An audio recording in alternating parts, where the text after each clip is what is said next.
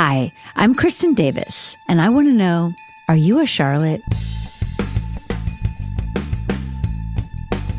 Hi, everybody. I am here with Oliver Hudson, and there is still so much to talk about in Season 1, Episode 7, The Monogamists. All right, Carrie and Big, they're walking the street. We talked about that. Then they're at Carrie's apartment, and Miranda calls, and Carrie's like, I did the terrible thing, which is like, I ignored my friends because of a guy. Yeah, very bad. yeah. And she has this really cute moment of like, it's so cute. You also see through this show that we still have to talk to the camera. I know. Like, even the rest of us have to talk to the camera. Did not remember that at all. Well, there was so uncomfortable. There was one sequence in the restaurant. In the restaurant, where it's all like of almost us. Carrie's just perspective and right, and like but we are literally looking at the camera. I know, looking down down the barrel of the lens. It's freaky. Yeah. Weird. I know. Darren directed it. I should have said that at the beginning. Darren Star wrote and directed this episode. Yeah, and he, like I said, he was really toying around with different stuff, and he loved the talking to the camera. Yeah, Sarah Jessica, not so much. She's on record saying this, so I'm not saying anything I'm not supposed to. She did not love it. Right. Well, there was one time, I think she was in her bedroom. All of a sudden, she goes, and then ba ba ba ba ba. I'm like, whoa. I know. How hard is that? Yeah. For an actor, it's strange. Yeah. Because it takes you out. Like, why are you doing it sometimes, but not all the time? Yeah, and like, who are you talking? Yeah, who are you talking to? Right? Because if you're just there and you're hearing her thoughts, that's great. But then her mouth is moving and she's talking to something, but she's alone in her apartment. Yeah. It's freaky. Yeah. And she was always struggling to really make it real. You know, but how do you actually make that real? Yeah, it's tough. But Darren loved it. So Darren was trying for more. But we still have at this point also, which really made me laugh, the people on the street. Oh my God, yeah. When the guy's like, I've been in a monogamous relationship for 9 years. I sleep with prostitutes. Yeah. What was that? That's the weird thing that we did in the beginning, which was kind of like this anthology feeling. Are those actors? Yeah. They're actors acting like people on the street. Yeah, not very good ones.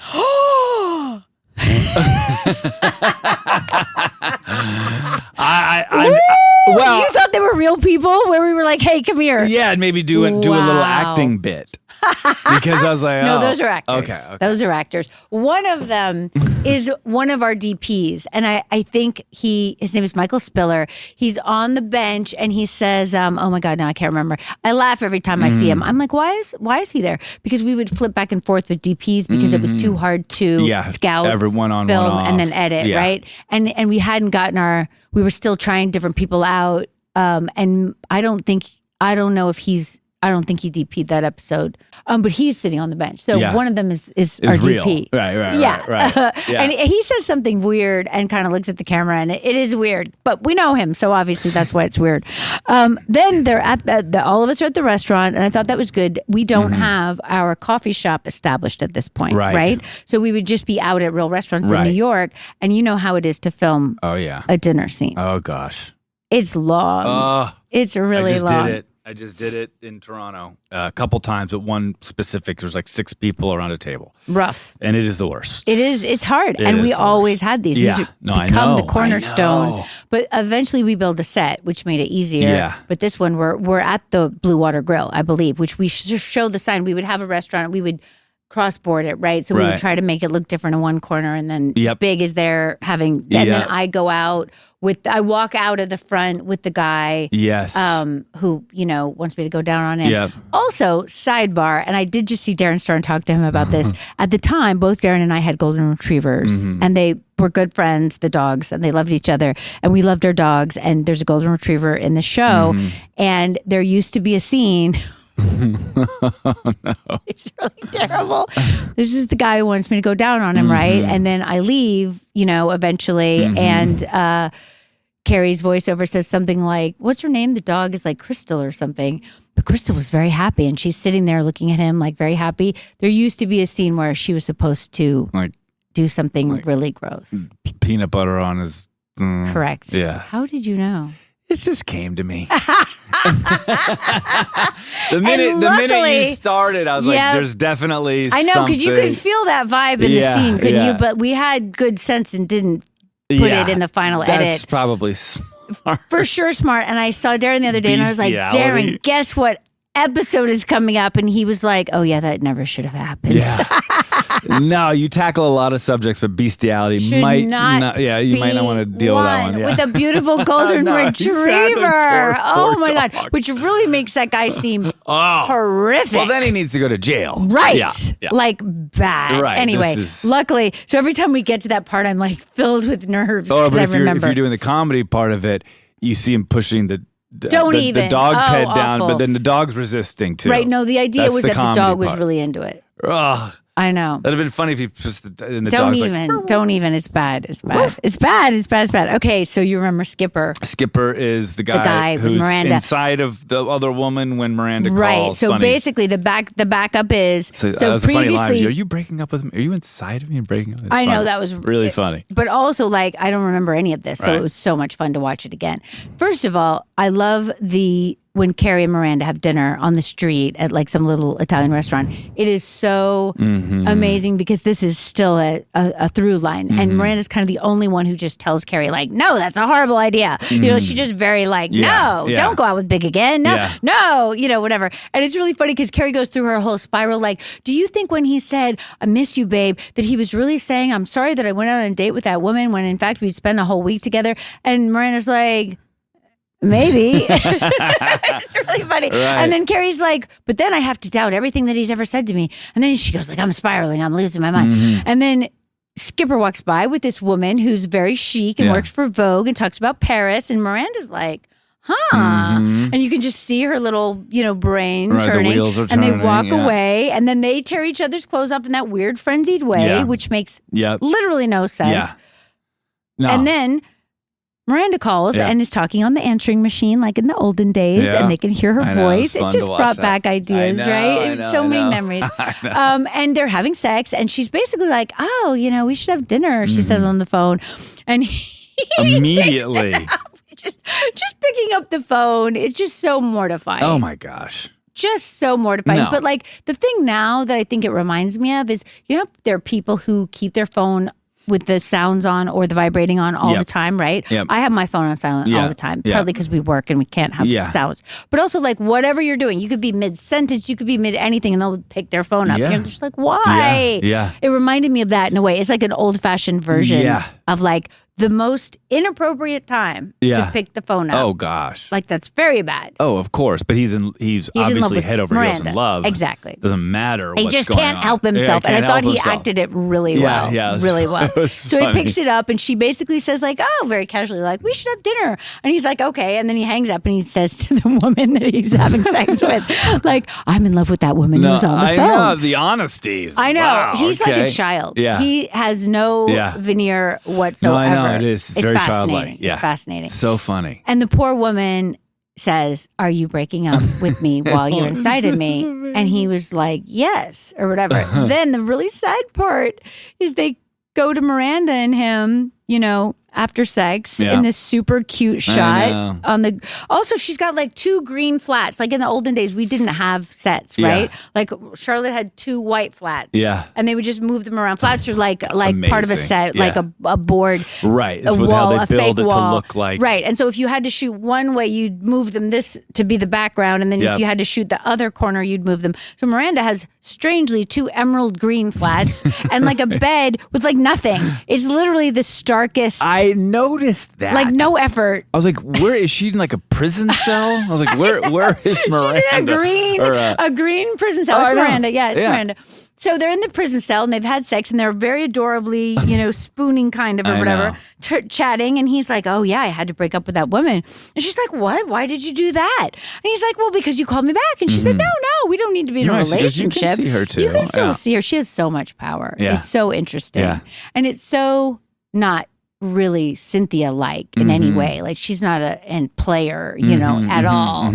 And it's funny to watch her acting, but doing it like so brilliantly, which I don't feel when I watch myself at all. Do you know what I mean? I'm like, I'm a puppy. I'm Yeah, a puppy. right. I'm floundering. Right. I don't know what I'm doing there. Do you know what I mean? But and I know she felt she didn't know what she was doing because she used to turn to me all the time and say, not my medium. Yeah. She's a theater actress, Yeah. right? Yeah. And she eventually, which I've also said, sorry if I'm repeating myself, would watch the dailies. She would ask for the dailies every day. Wow. Watch them in the hair and makeup trailer. Yes, she was on a crash course. Yeah. We would all come in the hair and makeup trailer and be like, please take it off, Cynthia. Yeah. Please, I don't want to watch this. Please do not make us watch it while we're getting our hair and makeup done. We will die. Yeah. And so she would take them home and watch them. Wow. Can you imagine going home from work and watching your dailies She's a thespian. every She's day? a real actor. I mean, she really is. Like, it's impressive. No, I know. But even when I watch back, I'm like, I don't really know why she's saying that. She's fantastic. Like, I don't know why she felt that way. Before your show, she had done movies. Yeah. You know, but I mean, they were like such high-level movies Yeah. that I don't think that it's obviously very different to be in a Milos Forman film than it is to be in like a set show where you have to. I mean, yes, we did a lot of takes, but like we were going you're at shooting a crazy multiple pages pace. a day. Oh, yeah. And like different locations and this and that. Right. And if all four of us were there, and we're not really walking and talking yet as a foursome, but once we start walking and talking as a foursome, like that is like a very elaborate dance, you know, where you're having to find the lens, you're having to be in front and then behind and then on this line and on that line. And then there's the musicality of it, which we talked about earlier. And for me, I always thought of it, you know, we're a quartet and, you know, my note was the high note. I was like, boop, boop, boop, boop, boop. And I mean, you know what I'm saying, right? That's the sound to describe show. Right? I mean, it is, right? Especially in the beginning, you know? And we had to talk really fast because Michael expected that. And we had to have our lines and we had to, you know, it's like hardcore comedy, right? Yeah. So all of those things together, pace. it was very technically challenging. But I only see that starting now, right? Like it's more two people scenes. Right. And that she can totally handle. And I think it's funny that she felt like it wasn't her medium because I think she's brilliant. Oh, she's amazing. Yes. Anyway, back to my paper.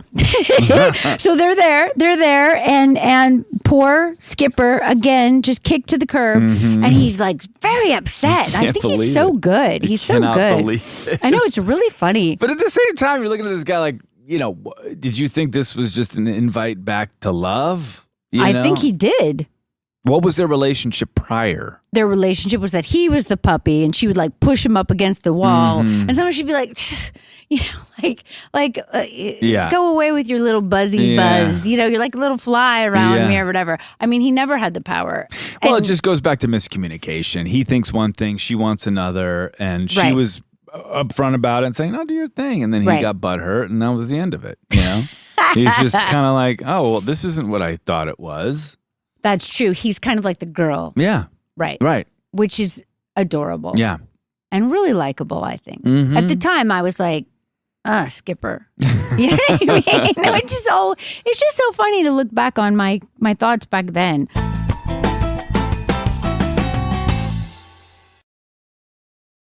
There's a type of soil in Mississippi called Yazoo clay. It's thick, burnt orange, and it's got a reputation. It's terrible, terrible dirt. Yazoo clay eats everything, so things that get buried there tend to stay buried. Until they're not. In 2012, construction crews at Mississippi's biggest hospital made a shocking discovery. 7,000 bodies out there or more. All former patients of the old state asylum, and nobody knew they were there. It was my family's mystery. But in this corner of the South, it's not just the soil that keeps secrets. Nobody talks about it. Nobody has any information. When you peel back the layers of Mississippi's Yazoo clay, nothing's ever as simple as you think. The story is much more complicated and nuanced than that. I'm Larison Campbell. Listen to Under Yazoo Clay on the iHeartRadio app, Apple Podcast, or wherever you get your podcast. Have you ever wondered if your pet is lying to you? Why is my cat not here? And I go in and she's eating my lunch. Or if hypnotism is real? You will use the suggestion in order to enhance your cognitive control. Or what's inside a black hole? Black holes could be a consequence of the way that we understand the universe. Well, we have answers for you in the new iHeart original podcast, Science Stuff. Join me, Jorge Cham, as we tackle questions you've always wanted to know the answer to about animals, space, our brains, and our bodies. Questions like, can you survive being cryogenically frozen? This is experimental. This may never work for you. What's a quantum computer? It's not just a faster computer. It performs in a fundamentally different way. Do you really have to wait 30 minutes after eating before you can go swimming? It's not really a safety issue. It's more of a comfort issue. We'll talk to experts, break it down, and give you easy-to-understand explanations to fascinating scientific questions. So give yourself permission to be a science geek and listen to Science Stuff on the iHeartRadio app, Apple Podcasts, or wherever you get your podcasts. Hey, you're listening to On Purpose with Jay Shetty, and today my guests are none other than Selena Gomez and Benny Blanco. I can't wait for you to hear this episode about their love story, about their relationship, like you've never heard it before. I want to go back to the first time you ever met. Whoa, Selena, thank you so much for this. Benny, one of the greats. Thank you. I'm Selena. We're watching Disney Kids. When you're a pop star like she is, and you're a huge entity, and people set up all these walls before, and then the first second you disarmed everybody. By the way, congratulations on your engagement. What I felt for Benny, it was everything about him was honest. He'll tell me anything that he's feeling, and it made me feel like I could do the same. If we would have met each other when we were younger, it would have never worked. Listen to On Purpose with Jay Shetty on the iHeartRadio app, Apple Podcasts, or wherever you get your podcasts. September 1979. Virginia's top prison band, Edge of Daybreak, is about to record their debut album, Behind Bars. In just 5 hours. Okay, we're rolling. 1, 2, 3, 4. I'm Jamie Petrus, music and culture writer. For the past 5 years, I've been talking to the band's 3 surviving members. They're out of prison now and in their 70s. Their past behind them. But they also have some unfinished business. The Edge of Daybreak, Eyes of Love, was supposed to have been followed up by another album. It's a story about the liberating power of music, the American justice system, and ultimately, second chances. Listen to Soul Incarcerated on the iHeartRadio app, Apple Podcasts, or wherever you get your podcasts. How serious is youth vaping?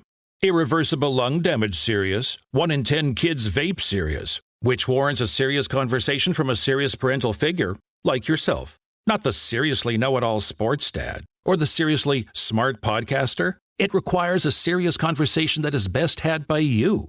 No, seriously, the best person to talk to your child about vaping is you. To start the conversation, visit talkaboutvaping.org. Brought to you by the American Lung Association and the Ad Council. Oh my God, the apartment shopping situation. I forgot about this. So the Samantha storyline is that she's obsessed with the new apartment, and the great Caroline Aaron, who was later in The Marvelous Mrs. Maisel. I don't know if you watched that. She's incredible. Yep. She's Samantha's realtor, which is so funny. And she so made me laugh out loud because she basically asks Samantha to be a monogamous client. Right. And Samantha's like, sure. And you absolutely know that she does not intend to be a monogamous client. Cut to her with a very handsome male realtor looking at the apartment and then stripping off her top. I know. It was interesting because they had sex in multiple apartments. Multiple Was empty? it the same day? I mean, it's a good question. Because one was in the day, and then there was another one at night. That's true. The end. When she gets caught, right? Was it the same day? Was she just going from apartment to apartment? I mean, it could happen. Yeah. I mean, she does what she wants. Yes. And this is why I think people really, really love that character. No, I know. I mean, it's pretty brash. But I don't think we need to be monogamous to our real estate people. No, I totally agree. I mean, except maybe, I have to say, because Richard is a good friend of mine who's selling my house. I've known him since we were like in LA. Did you say you're selling your house? No, when I was, you did, and when I bought and sold. Yes. And I feel like if he caught wind, it would hurt. Yeah, I have my my realtor's my friend, and I would never two-time her. Right. No. Yeah. But also, it's their livelihood. I know. You know. Yeah. So maybe Caroline Aaron's character was right. Maybe she was right. Maybe she was right. You're right. Yeah.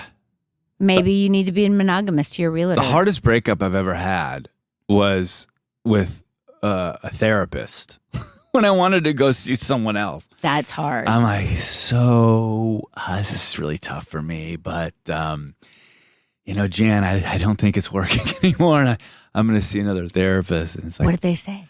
Cool, they're therapists. Okay, good. If they had so any, you were more scared. of course. But if they had any other, it would be strange and unprofessional. If he or she was like, "You little son of a bitch," then you're like, "Wait a minute." Actually, real quick story. I get off topic. No, it's okay. It's okay. The hardest breakup that I ever had was with my first agent.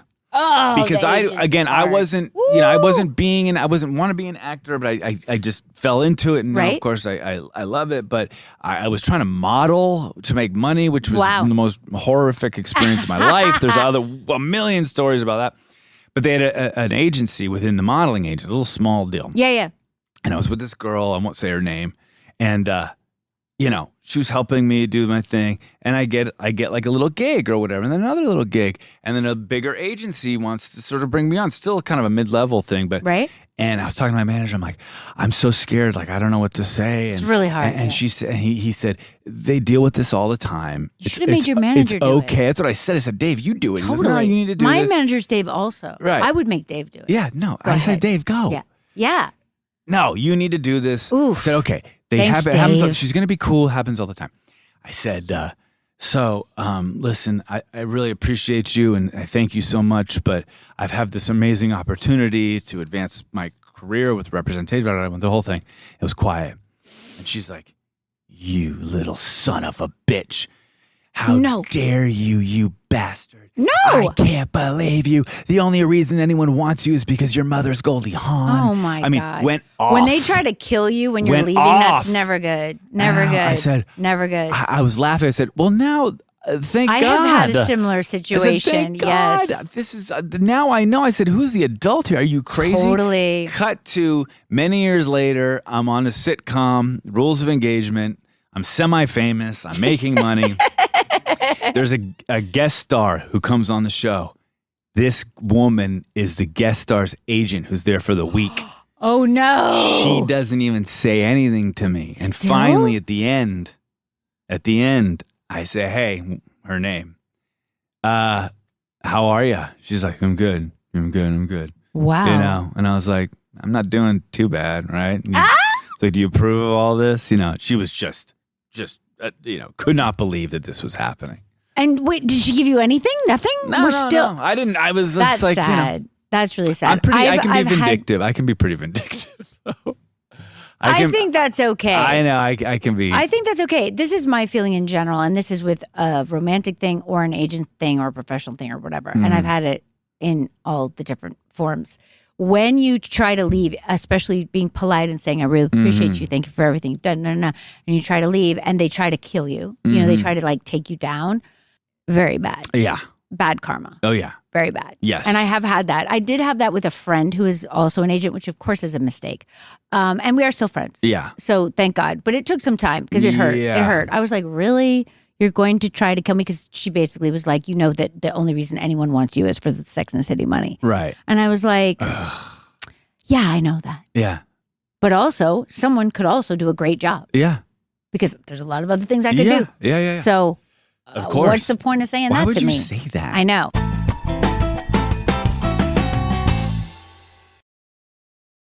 There's a type of soil in Mississippi called Yazoo clay. It's thick, burnt orange, and it's got a reputation. It's terrible, terrible dirt. Yazoo clay eats everything, so things that get buried there tend to stay buried. Until they're not.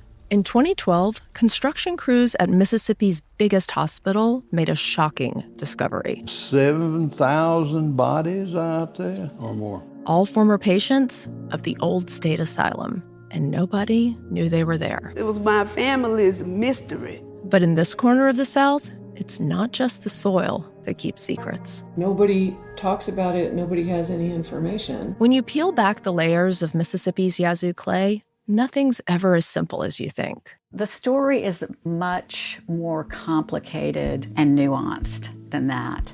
I'm Larison Campbell.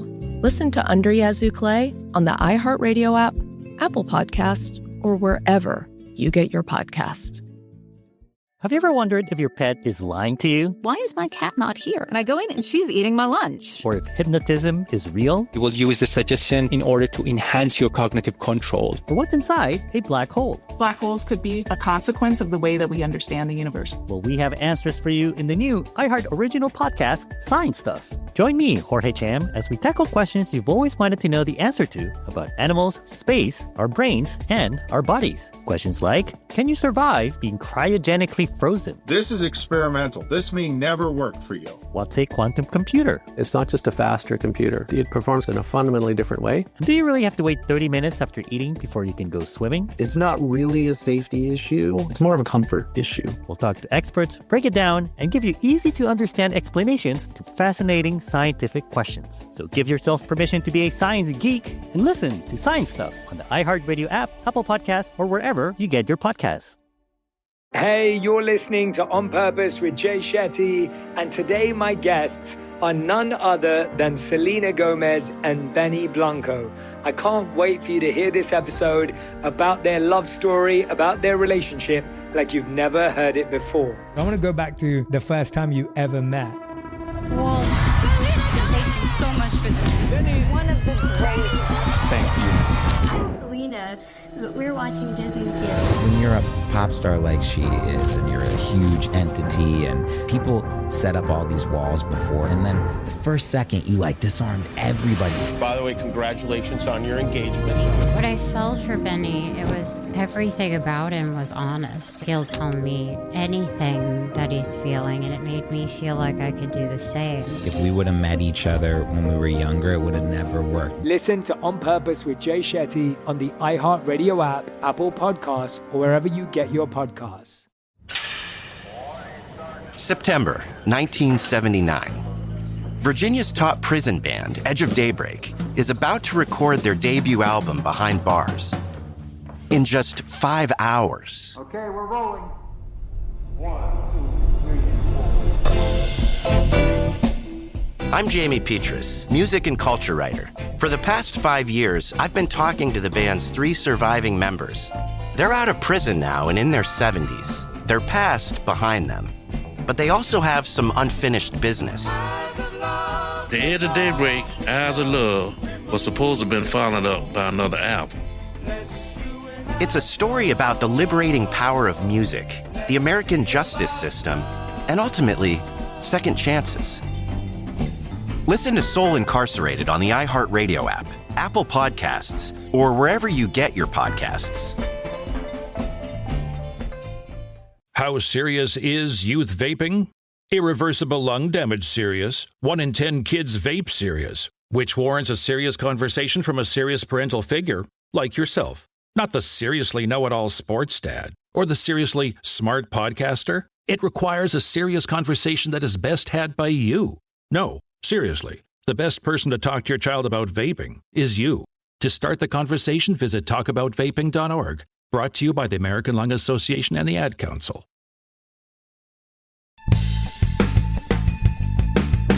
Okay, so Oliver, what are you doing now? Tell us everything. Doing? I just finished a movie.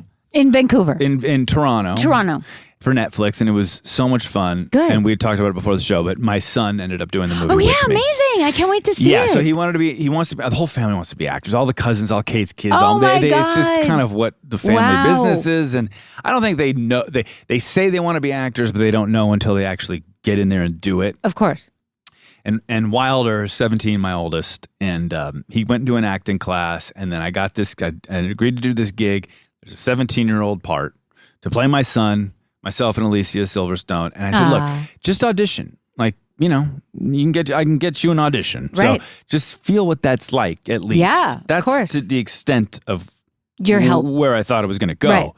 Cut to 5 auditions later. Netflix is wanting to approve them. They need this, they need that, more scenes, and he gets the job. Amazing. And it's a real part. It's he's through the whole thing. He's in the whole movie. He's got big scenes. He's got and so it was really special for me to do that with him, living in Toronto. Wow. And being together and having that experience, That's his first time. amazing. It was incredible. Did you run lines together? Like, how did you go about it? I had this, 17, we're still tight, but he's a teenager. Of course. He goes It's and a does his own different- thing. yeah. He used to want to cuddle all the time. Now it's an impossibility. It's like one of those. Yeah.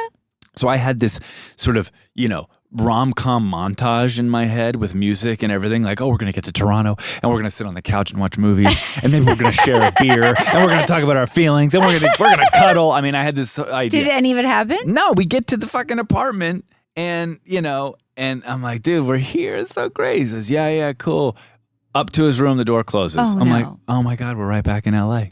I was like, Wilder, you want to like watch a movie? And no, I'm okay. Was he looking at his lines? What was he doing? Yeah. He would come and do his lines a little bit, and then he got more comfortable. But it's one of those things that he definitely appreciates. And once he gets older, and if he still is an actor, he's going to look back on this and realize how special Amazing. it is. So I did that. I've got a production company. I've got a deal at Fox. We're just producing a bunch of stuff. Amazing. TV, really fun. And then I've got podcasts.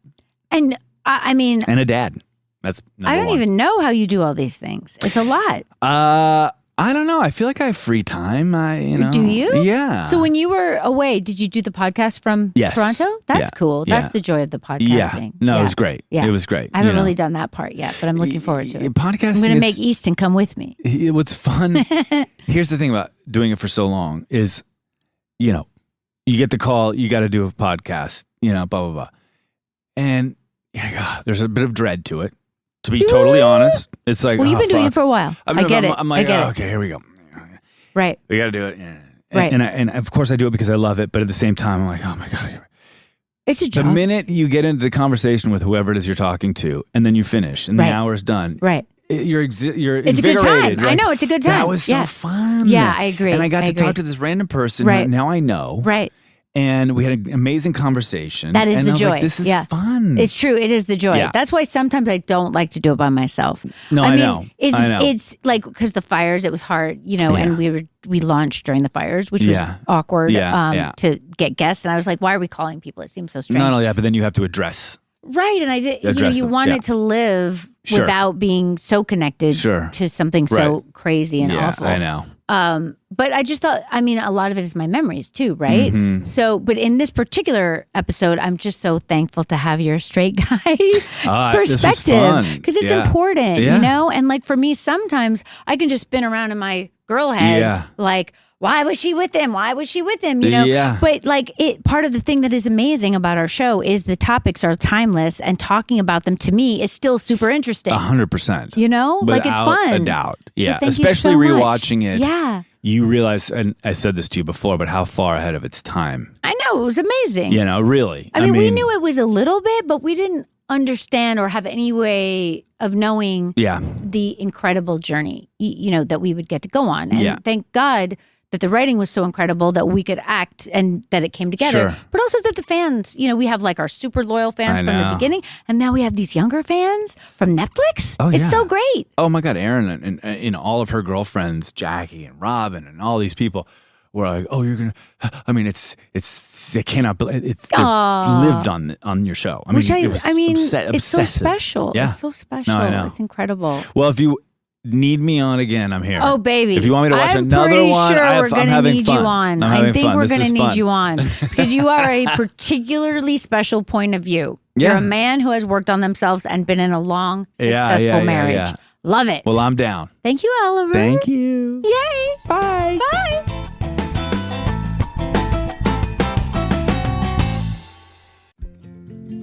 In Mississippi, Yazoo Clay keeps secrets. 7,000 bodies out there or more. A forgotten asylum cemetery. It was my family's mystery. Shame, guilt, propriety.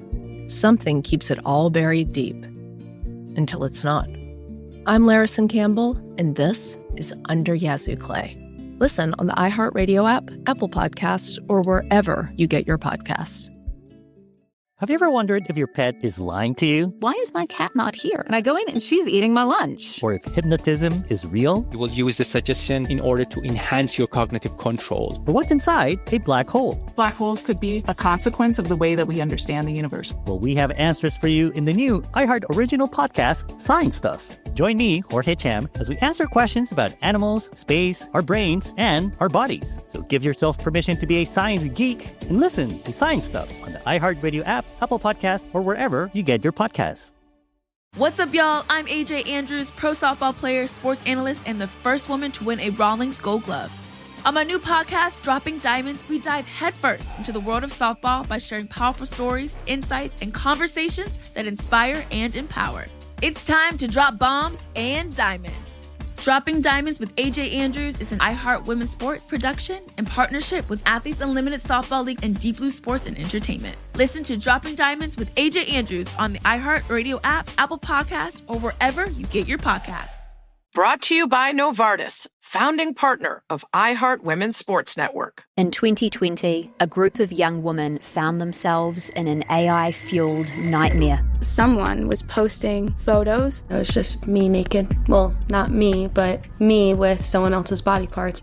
This is Levittown, a new podcast from iHeart Podcasts, Bloomberg, and Kaleidoscope about the rise of deepfake pornography and the battle to stop it. Listen to Levittown on Bloomberg's Big Take podcast. Find it on the iHeartRadio app, Apple Podcasts, or wherever you get your podcasts. Hey sis, it's Dr. Joy from Therapy for Black Girls. We've had 400 episodes of conversations, growth, and healing. So we're celebrating. Join us for a special episode with internationally recognized yogi, Chelsea Jackson Roberts, as she shares wisdom on mindfulness, movement, and motherhood. I waited later to have children, and I still have exactly what I knew that I wanted. You don't want to miss this special episode. Listen to Therapy for Black Girls on the iHeartRadio app, Apple Podcasts, or wherever you get your podcasts.